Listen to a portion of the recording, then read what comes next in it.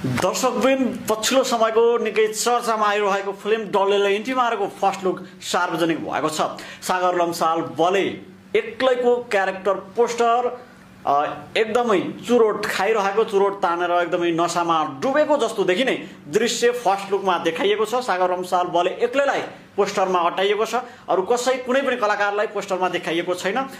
यो फिल्मको कुरा गर्नुपर्दा यो फिल्मलाई राजु गिरीले निर्देशन गरेका हुन् भने लक्ष्मण सुवेदीले लेखेका हुन्। यो फिल्ममा मुख्य भूमिकामा सागर लम्साल बले छन्। त्यस्तै गरी नायिकामा मिस नेपाल 2025 बाट चर्चामा आएकी नायिका रोशनी खड्का छिन्। उनको यो डेब्यू फिल्म हो। त्यसै गरी यो फिल्ममा रमेश बुढाथोकी, हेमन्त बुढाथोकी, विशाल पहाडी, ध्रुव कोइराला, रविन्द्र झा, केशव लगायतका थुप्रै कलाकारहरूको यो फिल्ममा अभिनय छ।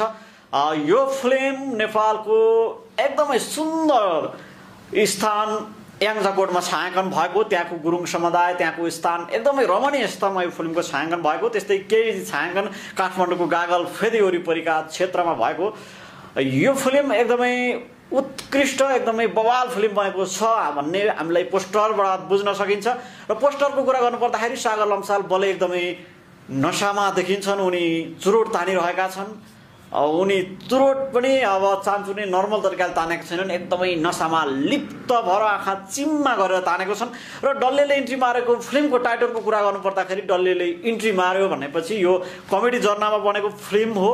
त्यस्तै गरी यसमा लभ स्टोरी पनि बुझ्न सकिन्छ। यो पोस्टर हेर्दाखेरि चाहिँ यो एकदमै बवालै लाग्यो मलाई चाहिँ। तपाईँहरूलाई कस्तो लाग्यो कृपया कमेन्ट गर्नुहोला।